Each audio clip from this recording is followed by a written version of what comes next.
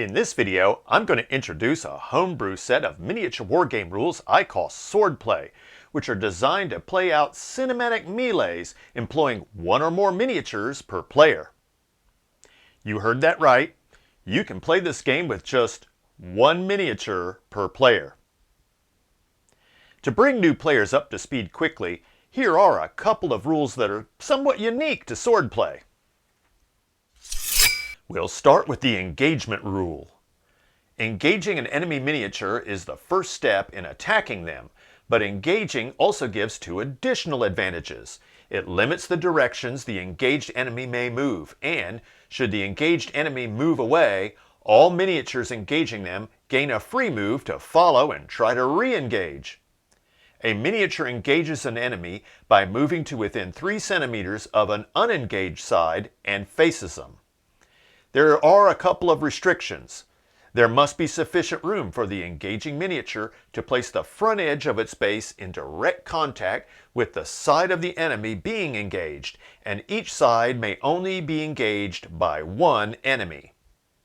Here's an example of the engagement restrictions. Rochefort wants to engage Athos, but he can't engage the front side of Athos because it is already engaged by the nameless guard. Rochefort also can't engage Athos's left side because D'Artagnan's positioning would prevent Rochefort from moving to base contact on that side. The fallen guard to Athos's right cannot engage anyone and does not block movement and therefore cannot prevent engagement.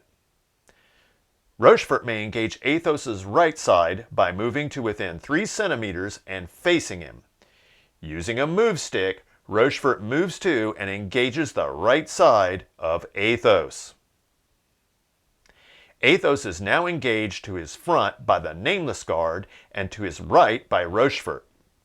During their turns, either of these engaging miniatures may use their action to attack Athos. In addition, Athos may not place the end of a move stick against either of these engaged sides when it is time for him to move, and in addition, the nameless guard and Rochefort may make a free move to immediately follow Athos during Athos's turn should Athos move away.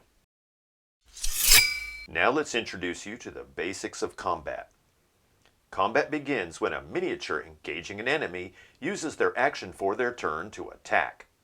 The attacker then secretly chooses the side of the defender they wish to attack and places the card for the chosen side face down.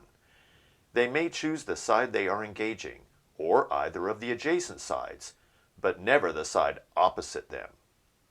The defending player may try to stop the attack by making a parry and/or by retreating. A parry may be made by the defender if they have not yet taken their turn for the round, or are a higher level than their attacker. To parry, the defending player takes a guess at the side the attacking player chose to attack.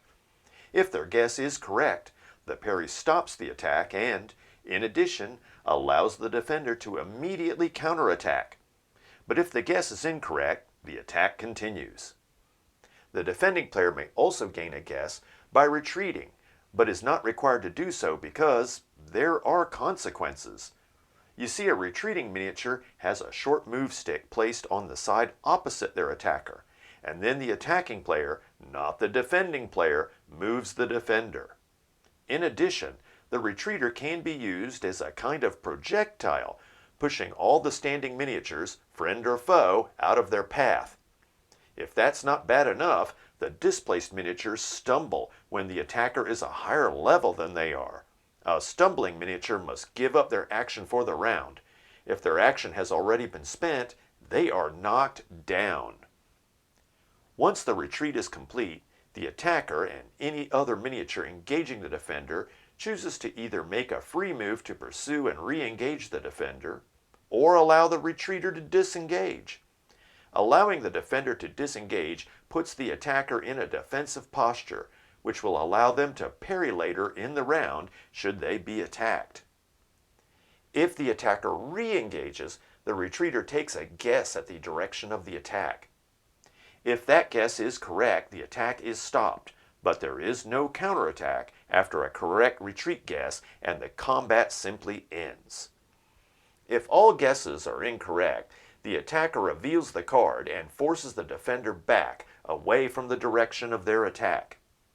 In our example, the attack was to the defender's left, so they are forced back to their right. Once again, the attacking player moves the defender, but this move may not force any miniature to move or cause them to stumble. The attacker again chooses to either make a free move to pursue and re-engage, or allow disengagement and take up a defensive posture. At the end of the forceback move, the attacker rolls a die and scores a hit on the defender if the result is greater than the modified defense rating of the side under attack.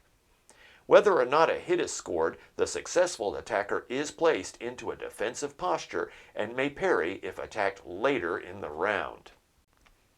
And that's our introduction to Swordplay. If you want to learn more, keep an eye out for our future gameplay videos, or check us out at a convention. Thanks for watching, and if you like this video, please like it or subscribe to our channel. See you next time!